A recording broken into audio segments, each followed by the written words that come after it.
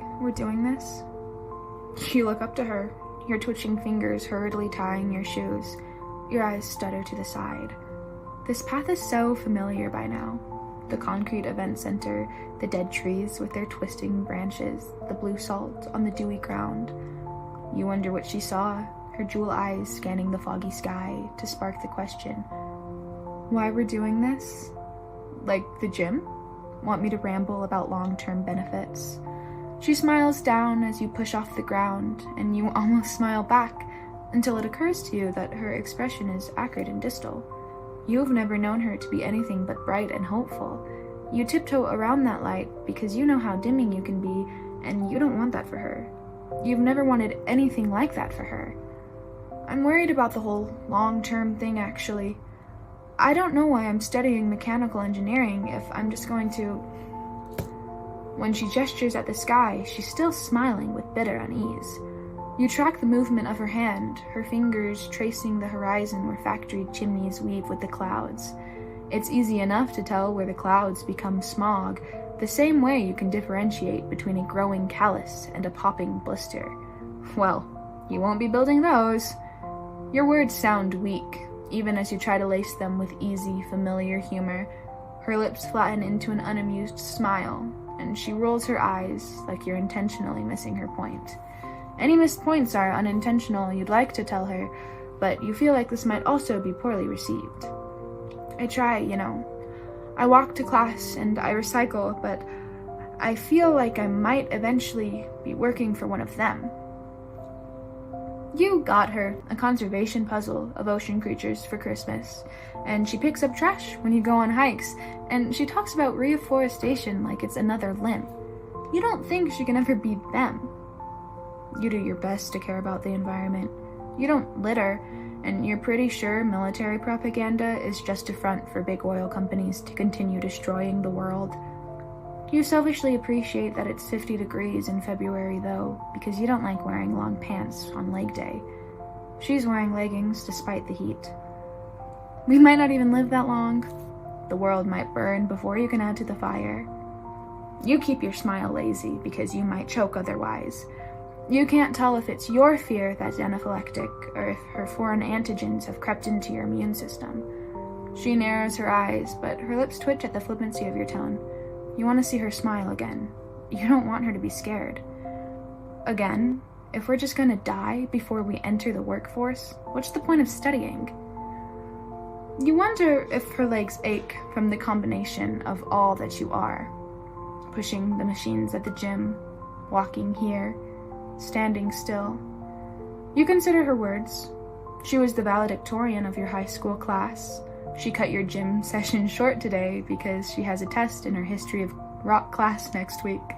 You meet every Tuesday and Thursday to do homework for 3 hours and 25 minutes. Studying has never just been a means to an end for her. You understand something in the tired way her brows draw together, the stiff posture of her shoulders, the tight curl of her rigid ponytail. You wonder if she actually suspects she's going to destroy the world. You wonder if she actually thinks you're all going to die before you graduate. You wonder if she's actually growing weary of school. This, probably, talking about this, thinking about it, that's the point. We're the point. You want her to believe you. She wants to inherit the world. You know she does. You've never been optimistic like her. The world is broken, and there's nothing you can do to fix the entirety of it. That's why you want to be a pediatrician. Start with the smallest of the world and set them on the path of inheritance. That's all you can do. But her mind and heart and spirit and soul have always been so steady. Maybe she's right to be worried about setting the world ablaze. You're sure she has the power to, but you think her flame might be what the world needs to heal. One of those controlled burns that targets all that is rotten and wretched. I just wanted to do something good. You stare at her as she pulls her arm across her body, stretching, firing muscles. You remember hopeless days where your life felt like it might crash down under you, and the scaffolding of her generous words, easy and understanding. You think of her here, now, when she could be anywhere else, but she's with you, worrying about the end of times. You've already done good, and you'll do more. People like you don't fall off the edge of the world. You build the bridges. She stares at the sky, unblinking. You watch her eyes dry out, and her throat works as she swallows whatever sand lingers near her larynx. Her voice is concrete flat. The production of those bridges dumps oil into freshwater reservoirs and carbon emissions into the stratosphere. Yeah, okay, the bridges are metaphorical. The world also isn't flat. Were you gonna call me on that too, Pythagoras?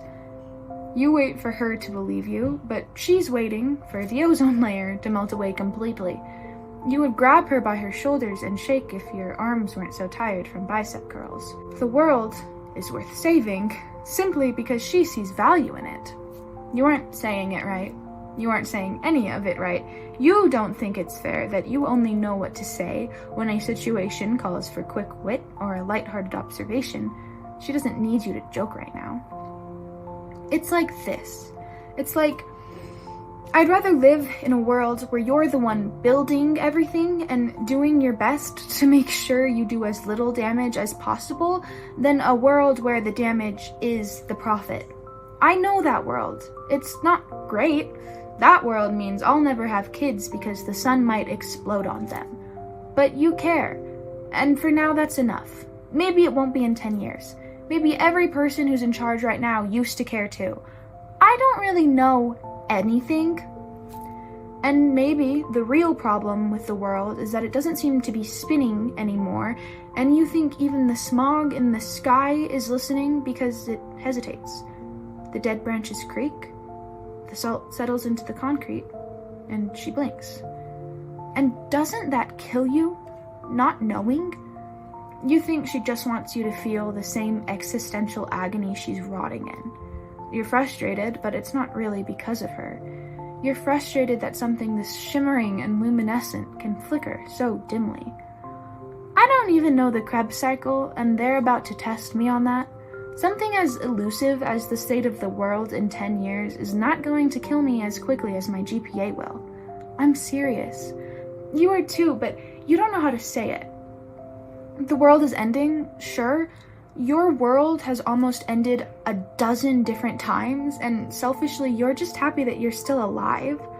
When you force yourself to take a step back, though, you start to drown again. It's easier to stay curled in yourself, but you look at her as she shakes her hair from her tight ponytail, and you know this is bigger than you. Okay, look. Sometimes, when I can't see the stars because of all the light pollution, I am positive that everything is meaningless. And then my humanities professor will talk about environmental redlining, and I'll feel this crushing guilt because we water our grass weekly. And I think that even if I do make it to 70, my nieces won't know about polar bears because we melted them all. What do you do with that?